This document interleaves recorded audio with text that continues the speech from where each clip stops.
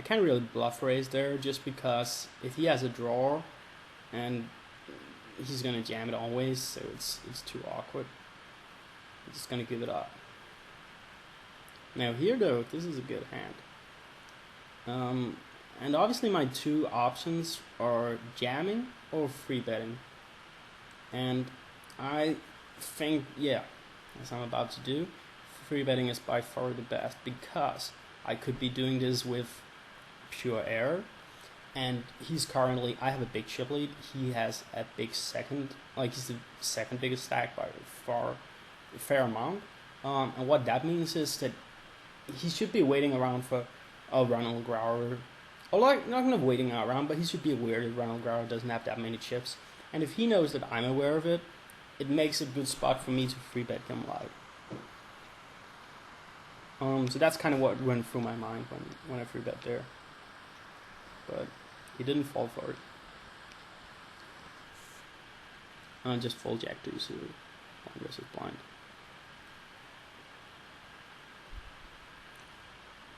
Eight-9 suited, kinda, it's a fine open, but if Ronald Grauer shoves, I will have to fold, and that is exactly what happened.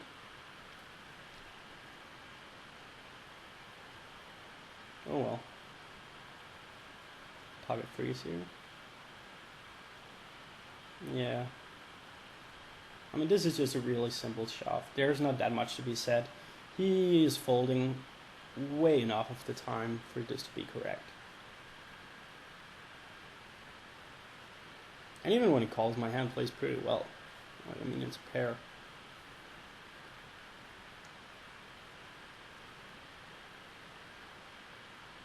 He's tanking. Yeah, he folded. So nice little pot.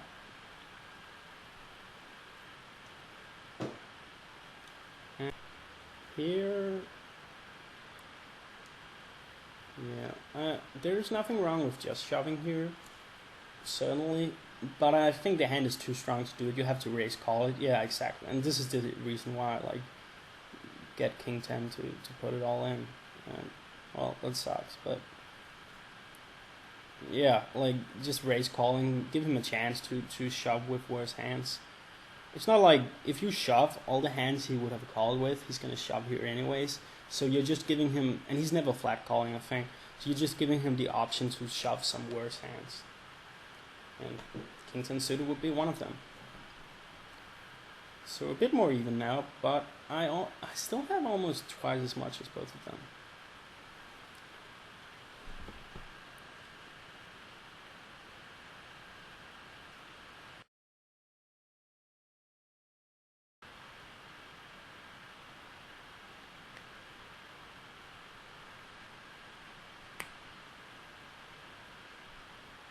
Weak ace here. Still pretty easy open. Just gonna make it 36,000 just like I did before. That would be my standard raise, blind versus blind here. He defends. And we get a really dry flop. My hand is good a lot here. But I am still gonna elect to bet just because it makes the whole hand easier to play. It's good for balance. It's just, and he's a tough player. Like there's just a bunch. You don't want to give him free cards. There's just a bunch of reasons why I feel like betting is superior to check calling or checking without a plan. Basically, just keep up the aggression, especially with a chip lead like mine. Keeping up the aggression is absolutely crucial.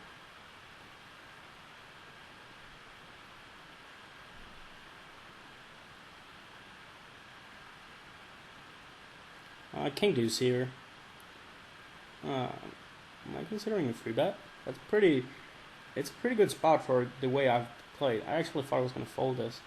No, I like this a lot because there's a lot of what we call ICM going on here.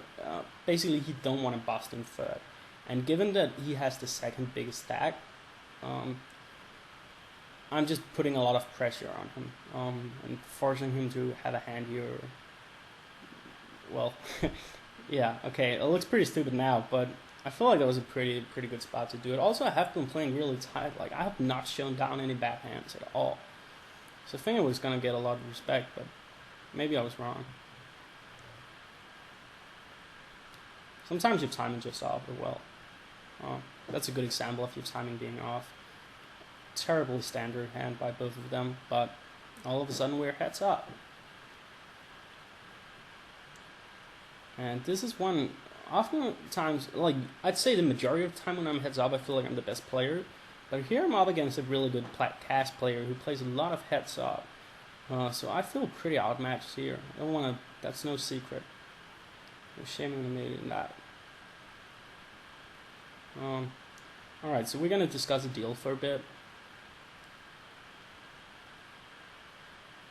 And just skipped it real quickly because what ended up happening was we tried to make the deal screen work and it didn't happen. And I figured it'd make for a better video anyways if we played some heads up poker. So let's see what happens. And I'll continue to min raise my entire range. So normally in a heads up game, I would assume I was the stronger player, and I would be looking for I'm getting 3-bet here. Maybe I should talk about that first. I'm gonna peel a flop here with a hand that flops really well. Flops especially when you flops 2 pair. But I feel like this was a pretty good hand to peel in a pretty good spot. It's the first hand of heads up, not the second one.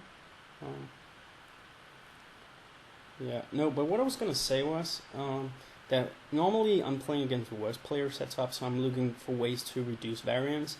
Here, when I'm playing against a better player I know I'm outclassed, I'm going to look for ways to up the variance.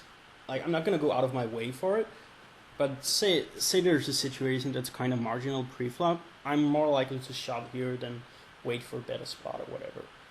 If I think I can take a coin flip, like I'm way more likely to do it. Alright, so I check behind here, which is pretty dangerous, but at the same time, I just think it's more likely to get him to, like, I'll be able to value bet the river more often. He might take a stab at it even more often, but he just checks, which usually means he's just gonna concede the pot, but there's no reason for me not to value bet it. And as you can see, I'm trying to go pretty big here.